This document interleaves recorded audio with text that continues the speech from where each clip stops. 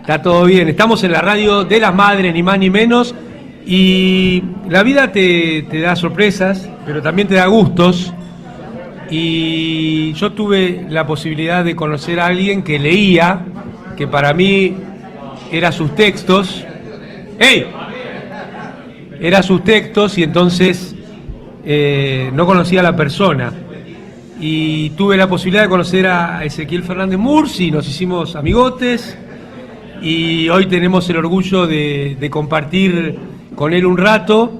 Va a ser difícil porque anoche nos quedamos hasta tarde por separado, pero intercambiando mensajitos, viendo el triunfo de los Pumas en Australia con la diferencia horaria, así que nos acostamos con el corazón en 130 pulsaciones más o menos. Pero Ezequiel, además de toda su tarea que viene desplegando, acaba de sacar un libro que se llama Menotti el Primero, es este. Les aviso que lo terminé y es altísimamente recomendable.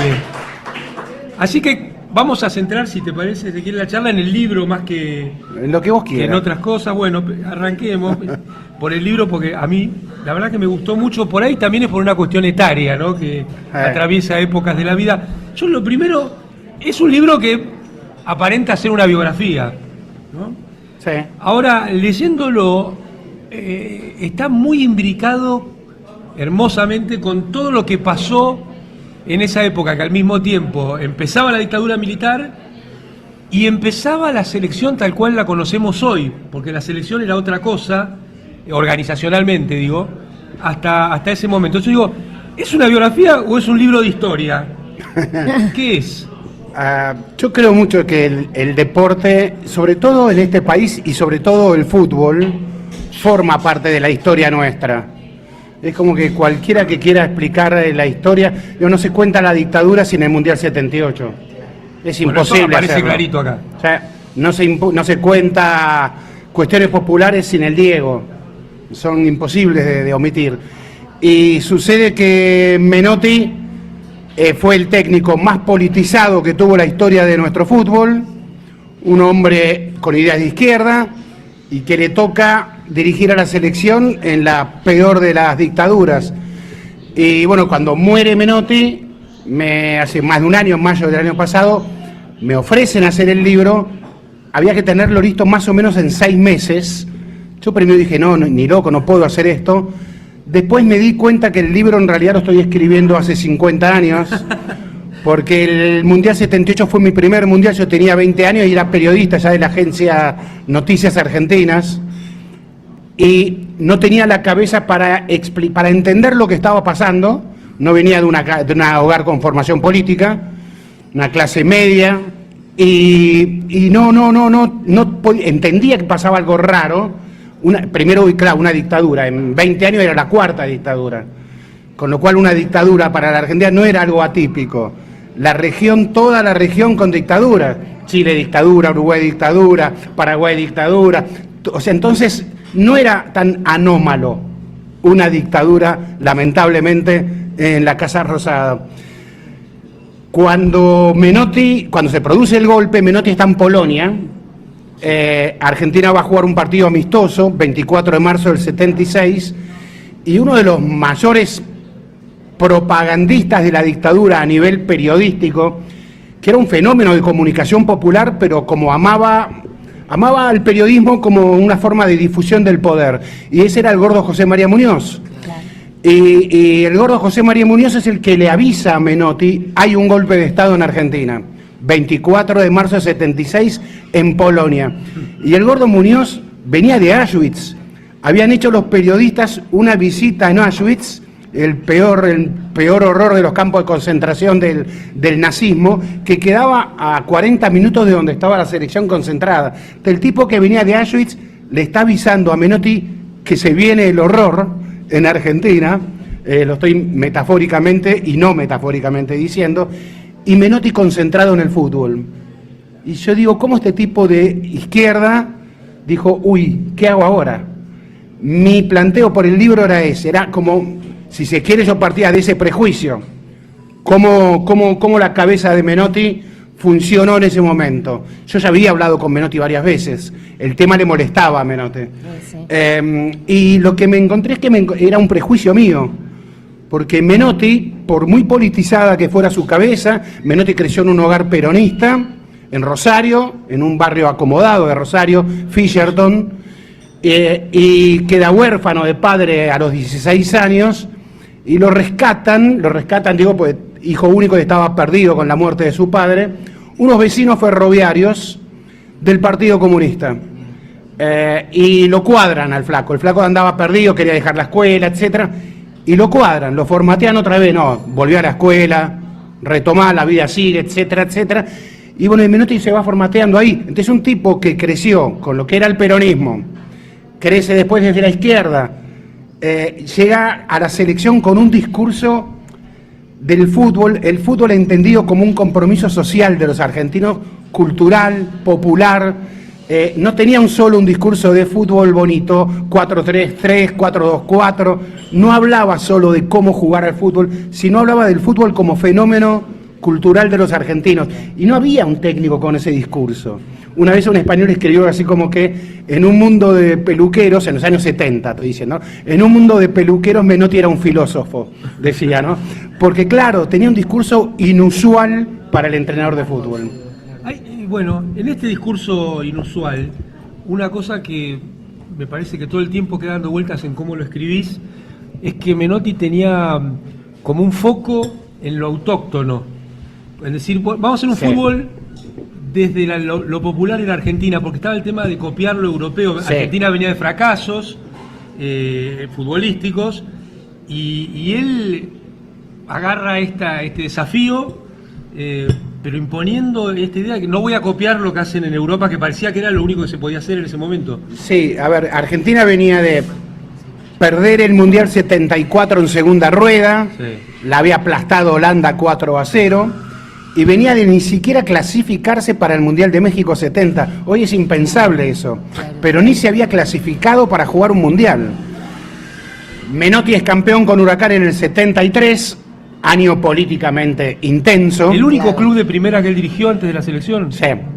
Él fue ayudante en Rosario Central, del Gitano Juárez, un personaje mítico en la vida de Rosario Central, y era ayudante, y lo contratan en Huracán con 32 años de edad para ser técnico. Menotti había sido jugador también, buen jugador, jugó en Boca, jugó en Racing, jugó algunos partidos en la selección argentina. Bueno, y lo contratan es campeón con Huracán, con un fútbol muy bonito. Y un Huracán que, por ejemplo, Menotti y buena parte de los jugadores firman una solicitada por la vuelta de Perón y firman por un deporte peronista. Y eso era inusual, no era habitual que los jugadores se pronunciaran así tan abiertamente, políticamente. Y ese fútbol hermoso que jugaba Huracán tiene una primera rueda donde hace 46 goles en 19 partidos, y juega al ataque, y recordemos que eran años ya en los que había una efervescencia de, como si la primavera camporista fuera ese Huracán. Huracán tenía además una hinchada muy, a ver, como todas las hinchadas de fútbol se cruzaba todo, pero una hinchada muy militante. Parque Patricios es el barrio con más desaparecidos de la dictadura, 121 desaparecidos tiene Parque Patricios, y en esa hinchada de Huracán había banderas de todos los colores, especialmente banderas JP, Montoneros, estaban todas esas banderas en Huracán. Ese Huracán sale campeón con un fútbol bonito. Golpe de Pinochet, casi al mismo tiempo de que Huracán es campeón, hay una marcha de repudio al golpe de Pinochet en Chile y una marcha de hinchas de Huracán que casi se chocan en el festejo, que se encuentran, digo, ¿no? En el festejo de lo simultáneo que era eso. En esos tiempos políticos vuelve Perón, asume Menotti, le ofrecen a Menotti la selección. Menotti, como era campeón, Huracán no había sido campeón nunca en la era del profesionalismo. Había sido campeón por última vez en el año 1928. La selección argentina, nos jactábamos de que jugábamos el mejor fútbol del mundo, pero la verdad, nunca habíamos ganado un mundial. Claro. Y Menotti, con 31 años, cenando con amigos, 32 años, cenando con amigos, le dice, ¿saben qué? Primero voy a ser campeón argentino con Huracán, y después voy a ser campeón mundial con Argentina. Esto me lo cuentan 3 amigos que estuvieron testigos en esa cena. Uno de ellos se paró y se fue. Digo, vos estás loco, me estás tomando el pelo, te estás burlando. Era un tipo que tenía mucha seguridad, mucha convicción y la transmitía muy bien. Era un gran seductor, Menotti. Los jugadores lo amaban, no solo por el concepto que les resolvía cómo jugar mejor, sino que además porque ese concepto de cómo jugar mejor les servía para la vida también. Les daba identidad. Les daba identidad. Había un pibe, por ahí los hinchas de Independiente, muy futbolero, Panchito Guerrero, un pibe que jugaba en Independiente, que era rapidísimo Panchito, pero no definía bien, desbordaba ya, y cuando tenía que definir, tenía ahí un problema. Entonces Menotti le dice, no hagas todo a la misma velocidad, dice Menotti, y no lo hagas ni adentro de la cancha ni afuera de la cancha. La vida no va siempre a la misma velocidad. Bueno, el pibe Panchito me dice, me sirvió para la vida, me dice. Yo era un pibe muy ansioso, me dice Panchito Guerrero. Y el flaco, con 2 palabras, me ayudó a vivir mejor. Bueno, no fue el único que me dijo eso. Varios más me dijeron eso. Entonces, claro, ese tipo para los jugadores era una especie de, entre padre, sabiduría, y encima les resolvían, les daba los fundamentos sobre cómo jugar mejor. Bueno, y cuando vos me decís volver a la nuestra, claro, en momentos en que el fútbol argentino creía mucho en la solución europea. Hay que jugar físicamente como los europeos. Y Menotti, que venía de Rosario, Rosario tiene un fútbol más técnico que muchas otras partes del país. Ejemplo, Menotti se la da a un compañero, yo se la paso a Amado, pero yo me quedo esperando que Amado vaya solo a la jugada. Y Amado me mira para devolvérmela y no me ve. Entonces Amado me dice, che, no me dejes solo. El fútbol no se juega solo, es un deporte de equipo. Eran conceptos también de la vida, en realidad. No me dejes solo, le estaba diciendo el gitano Juárez, su compañero, al flaco Menotti. Entonces el flaco creció en esa asociación de fútbol asociado y con pelota al pie. Y creía que así había que jugar. Le dicen que no, hay que jugar como la europea y el flaco sale campeón con ese fútbol que él creía. Se lo empezó a simplificar como la nuestra, jugar con la nuestra. Bueno, y eso es lo que él quiere llevar a la selección. Es curioso que siendo él un tipo de izquierda, el primero, o casi el primero que le habla de la selección, recordemos años 74, Unión Obrera Metalúrgica, La Patria Metalúrgica, Lorenzo Miguel. Lorenzo Miguel designaba ministros en el gabinete de Isabel Perón. ¿Cómo no va a poner un técnico de la selección? El presidente de la AFA era un médico de la Unión Obrera Metalúrgica, Bracuto, un médico que intervino en el caso en Rosendo. ¿Quién mató a Rosendo? Claro. Hay que leer a Walsh y está ahí el médico Bracuto. Bueno, entonces tuvo como que negociar con la derecha peronista para llegar a ser técnico de la selección. Asume en el 74 y en el 76 es el golpe. Y bueno, y la dictadura sabía que era un tipo de izquierda. Menotti había sido fiscal por el Partido Comunista. Menotti había participado en marchas. En el año 56 en Rosario participa una marcha, un aniversario de la Revolución en la URSS y Menotti participa de esa marcha. Tenía afiliación política, la dictadura lo sabía eso, entonces hay una discusión en la dictadura de qué se hace, qué no se hace con Menotti. Un ala quería que siguiera, otra ala no quería que siguiera. Recordamos luego que el Partido Comunista con la dictadura decía algo así como que era un mal menor Videla. Es una discusión interna dentro del Partido Comunista muy intensa. La cúpula por un lado, militancia que sufría y era perseguida por otro lado, y en medio de todo ese contexto y ese baile está Menotti, y en medio de todo ese contexto y ese baile es campeón mundial. O sea, nos jactamos nosotros de ser campeones, nunca habíamos salido campeones mundiales. Una sola final había jugado. Una sola final en el año 30, en el primer mundial. Con Uruguay, ¿no? Con Uruguay, pero primer mundial estamos hablando, después sí, nunca más. Nunca más. Y siempre decíamos, che, somos los mejores del mundo, pero andá a ganar algo, si somos los mejores del mundo. Y bueno, en estas entrevistas, ¿cómo lo tramitó Menotti? Esa contradicción, esa situación. A Menotti le costaba mucho hablar del tema, no le gustaba hablar del tema. A mí no me gustó nunca hacer el periodismo como ni juez, ni fiscal, ni policía, ni nada. Sí. Me gusta contar historias y humanizar esas historias. Y aún la contradicción para mí nos humaniza inclusive. Y yo lo quería encarar al flaco así, y a Menotti le costaba a veces el tema. Se ponía como a la defensiva, porque recordemos cuando viene la democracia, todo lo que oliera a dictadura era pecado, era mal todo. Y Menotti había sido campeón con la dictadura, en tiempos de dictadura. Entonces hay un libro, el director técnico del Proceso, en el año 84, que lo condena más o menos, fuiste campeón pero con dictadura, con lo cual ya estás condenado. Y Menotti estaba molesto con todo eso. Menotti, y los jugadores de Menotti lo dicen esto, cuando sale campeón, el discurso de él con los jugadores es: el fútbol es nuestro, es de la gente el fútbol. Acá estamos jugando por tu papá, por tu mamá, por el panadero, por el electricista, por tu vecino. El fútbol es de la gente. No les estaba diciendo el fútbol no es de Videla, pero más o menos les estaba diciendo eso. Incluso vos pones un hecho cuando él lleva a los jugadores, les hace que miren la tribuna y dice, bueno, cuando esto esté lleno, ustedes juegan por esas personas. Sí, se lo hace al Loco Houseman. El Loco Houseman fue un mítico jugador de Huracán. Era extraordinario, era un gran jugador. Y el Loco venía de algún abandono, venía el Loco. Y Menotti lo lleva por primera vez a la tribuna, a un entrenamiento ahí en el Ducó. Le muestra la tribuna vacía y le dice, ahora está vacía, pero cuando tenga gente, vos jugás para la gente. Le dijo, jugás para esa gente.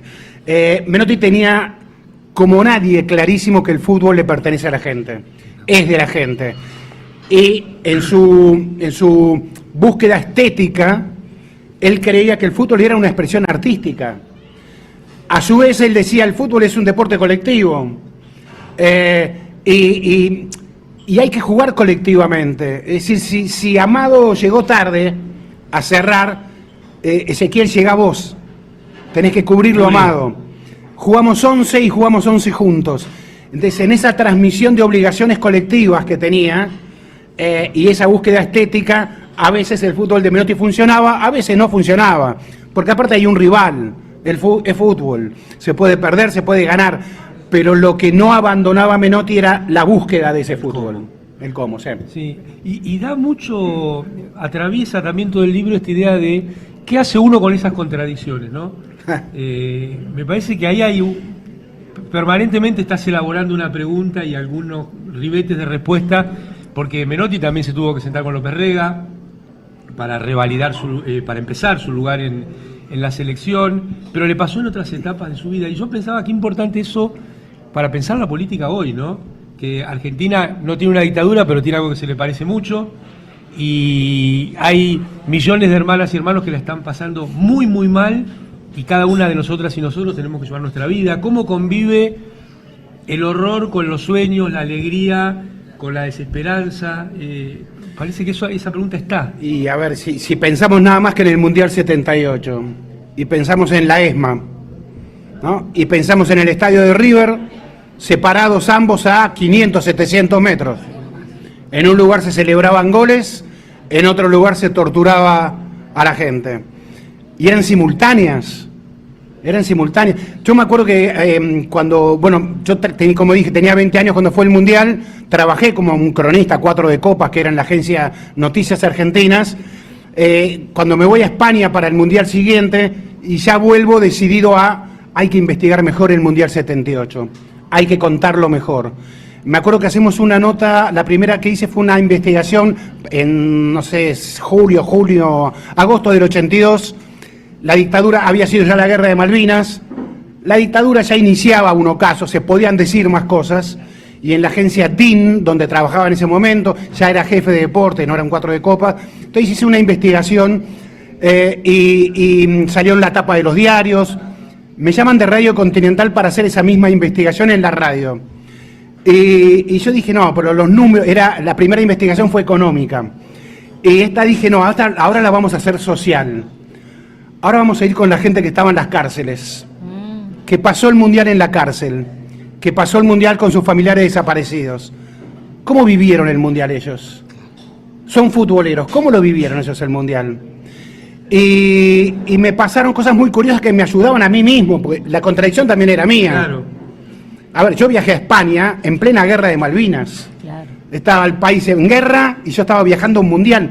Nunca me voy a olvidar. Yo saqué la Olivetti Lettera verde 80 que tenía máquina de escribir en ese momento, en el avión, me puse a escribir en el avión sobre esa contradicción. Porque le dijo, yo tengo, en algún lugar tengo que escribir, tengo que hacer una... Después no se publicó nunca esa nota, pues no la quisieron publicar, no la guardé, no. Era con teletipo, era no. Y era una contradicción, che, ¿estamos jugando al fútbol o hay guerra? ¿Cómo es? Pues las dos cosas juntas, media difícil. Bueno, en el 78 esa convivencia era todavía más compleja. La del 82 era más evidente, era más obscena, la guerra no la podías ocultar. A los desaparecidos, sí. Entonces la complejidad era otra, la del 78. Bueno, ya en el 82 esa complejidad ya no estaban tan ocultos los desaparecidos, ya no lo sabía el que no quería saberlo, el que miraba para otro lado. Cuando comienzo a hablar con jugadores, nunca me voy a olvidar la frase de uno de ellos, Osvaldo Ardiles.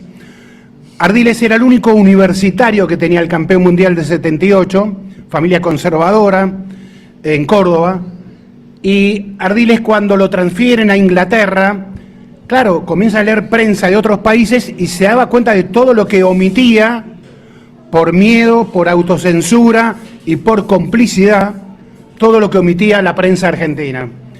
Y entonces dice, me estoy perdiendo algo acá, y él que hace, se afilia a Amnistía Internacional, a Amnesty International. Su cabeza, Ezequiel, yo era de los que decía, los argentinos somos derechos y humanos, y pasé de ahí a afiliarme a Amnesty. Entonces me replanteé mucho qué hice jugando el Mundial 78. Yo me replanteaba qué significaba un gol mío, un gol o un gol de un compañero, un gol de la selección en el 78. Si ese gol era aliviar la tortura, porque el torturador estaba distraído con el fútbol, entonces el torturado sentía un alivio, o ese gol era prolongar la dictadura, porque le daba aire a la dictadura. Entonces para mí eso era una gran contradicción. Me acuerdo que me lo volví a encontrar como 15 años después, Ardiles, y le digo, ¿resolviste la contradicción que me contaste hace 15 años? No. Y yo creo que de eso se trata muchas veces, de caminar con las contradicciones, de poder ver qué hacemos con ellas, porque están ahí. El Mundial 78, un colega lo definió en un poema hermoso, Carlos Ferreira, como un carnaval insensato, y ese lo vivimos, sucedió. Y en la cárcel, presos con capucha y con grillete en la ESMA, me decían, Ezequiel, yo escuchaba el gol, el grito de gol en el Monumental, y para mí eran segundos de libertad. Lo que yo pensaba, cómo convivió eso, él me decía, para mí eran segundos de libertad. Era gritar gol como un descosido, gritar como un animal, y lo sentía como un momento de libertad eso. Y claro, puede sonar contradictorio, puede sonar horroroso, puede sonar todo lo que... pero suena muy humano, a su vez. Claro que sí. Y a mí todas esas historias, generalmente en esas contradicciones, me resultan fascinantes porque entramos en la complejidad nuestra y porque después hay que narrarla, hay que contar, hay que escribirlas. Y entonces lo que me está pasando, yo no nací en Marte, entonces quiero contar lo que me pasa a mí y ver si logro que eso le pase a otros. No, mirá, y acá volviste a tocar un tema que a mí me gusta cómo aparece en el libro porque no está en forma panfletaria, sino muy sutil. Hablas mucho sobre el rol de los medios dominantes en todas estas narraciones en tiempo real, no en la reflexión posterior, sino lo que impacta esas narrativas en el momento que la ciudadanía leemos las cosas, y ahora contás que una nota no te publicaron. ¿Cómo convivís vos con eso? Sí, eso fue en la Agencia Noticias Argentina. Yo la verdad que escribo lo que quiero, la verdad es esa. Y lo que no tengo es plan B cuando lo que escribo incomoda. Y bueno, a ver, por ejemplo, yo escribo en el diario La Nación desde hace 17 años. Siempre escribí, o casi siempre, en medios afines. Con lo cual era, qué inteligentes que somos, qué progres que somos, nos leemos entre nosotros y todo eso. Yo sé que en La Nación, y bueno, a veces se incomoda, me acuerdo que en el foro, esto de que se te contestan ahí, me insultaban de una manera importante. Yo no estaba acostumbrado a leer eso, a que un desconocido te trate así. Y bueno, después lo considerás que estaba bien que se enojaran. Me acuerdo que fue Pablo Marchetti, me dice, te vi escribiendo en La Nación. Dije, no puede ser ese. Ay, cuando te leí dije, sí, es Ezequiel, dice. Y para mí fue como un elogio, eso, obvio. Y bueno, el diario respeta lo que escribo. Me llamaron ellos, yo no lo llamé a ellos, me llamaron ellos. Y sé que a veces hay molestia, pero bueno, ¿qué se le va a hacer? Es así. Ya estamos. Muy bien. Otra cosa, vieron que ahora parece que el odio empezó con Milei. Pero vos, en una entrevista con Menotti, él dice, yo no puedo estar nunca a favor de la dictadura porque esta gente solo odia. O sea que parece que no es algo tan nuevo, ¿no? No, ya... A ver, y en el fútbol mismo, en el fútbol en aquellos años los futboleros eran menotismo, bilardismo, y la verdad que los dos, para mi gusto, la pifiaron. ¿En qué sentido? En que se creyeron padres de corrientes futbolísticas que existían antes que ellos. Ellos no fueron los padres de una manera de jugar, pero se lo creyeron, lo llevaron al terreno personal.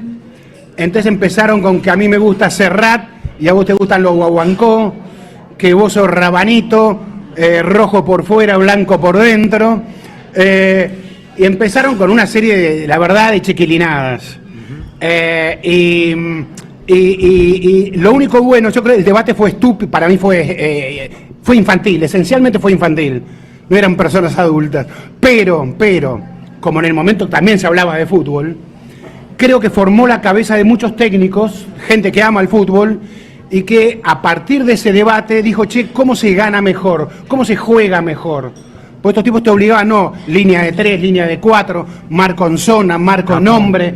El debate futbolero de gente que le gusta el fútbol.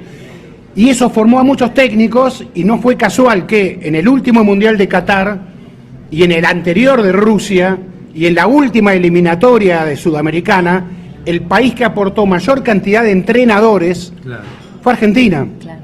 Argentina tiene una gran cantidad de entrenadores, de buenos entrenadores, y yo creo que ese debate futbolero, saquémosle la chiquilinada, intentemos siempre buscar rescatar, porque la chiquilinada, ¿qué es también? Es lo que hacemos los periodistas. Los periodistas tenemos el arte de simplificar, y con ese arte de simplificar, ¿qué hacemos? Etiquetamos, clasificamos, achicamos el debate, lo ponemos tonto el debate, en lugar de enriquecerlo, lo achicamos, realmente lo achicamos, porque la etiqueta es lo peor que hay, el atajo en esas cosas es la simplificación. Entonces evitemos el atajo, digo yo. A ver, intentemos ir a elevar un poquito la discusión en lugar de ganar, como ahora se dice, ganar el clickbait, ¿no? En lugar de ganar eso, los algoritmos, busquemos enriquecer el debate. Y bueno, y hubo gente que sí, que se alimentó de ese debate de un modo más inteligente. Cuando terminaste el libro, ¿qué sentiste? Las últimas tecleadas. Bueno, no, siempre es... Cuando encontrás un final en un libro, a ver, primero cuando tenés el inicio, como yo tenía ese inicio de 24 de marzo del 76, Argentina, Polonia, el Gordo Muñoz, golpe de Estado, y Argentina en Polonia, y todo esto, me parecía un buen inicio donde estaba metido todo lo que es el fútbol, desde el hecho político hasta el fútbol en sí mismo. Y el final me parecía Menotti terminó sus últimos años como director de selecciones de la Asociación de Fútbol Argentino, lo contrata el Chiquitapia, presidente de la AFA, Menotti, para ser director de selecciones.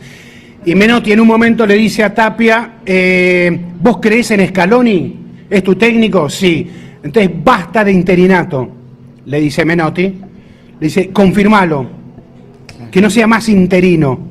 Y esto me lo cuenta el propio Tapia, y me dice, me dio una seguridad. Entonces, esa voz sabia. Ah, mira, no sabía Menotti pasó a ser una voz sabia dentro del fútbol. Y esa voz sabia, que era, Menotti viajaba a Alemania, y en Alemania le ponían alfombra roja a Menotti. Sabemos que Alemania es el país de los filósofos, y bueno, y a Menotti lo consideraban der Philosopher, le decían a Menotti los alemanes del fútbol. Y es una voz sabia. Y bueno, fue una voz sabia que le dijo, confirmalo a Scaloni, basta de interino. Bueno, Scaloni campeón mundial, Menotti, director de selecciones, y lo invitan, yo ya tenía un final por ese lugar, y lo invitan a Menotti, no sé si alguien vio la serie Argentina 78, Sí. una serie de Netflix, creo que es, no me acuerdo. Y bueno, y me cuenta la producción de la serie, me cuenta cómo fue la entrevista, fue la última entrevista pública que hace Menotti, y que le pido yo cómo fue la trastienda de esa entrevista, y que le dicen a Menotti, presentate, es lo que hacen en cualquier clink, presentate caja, y empezamos a grabar. Y Menotti dice textual, soy Menotti, nací en una cancha de fútbol. Y me parecía que era una síntesis de lo que quería decir Menotti. Sí. Bueno. Así que ahí fue el cierre, me lo dio él del cierre. Bueno, estamos muy emocionados, yo en particular de tenerte, de compartir. Esto es ni más ni menos que la Radio de las Madres, así que no es poca... Lo sé y por eso estamos acá. No es poca cosa, y muchísimas gracias, no se lo pierdan. El libro. Menotti, el primero, Menotti... No, este es el mío, no lo voy a rifar. Está marcado. Así que bueno, Ezequiel Fernández Burs Sortealo. en Sin Diarios.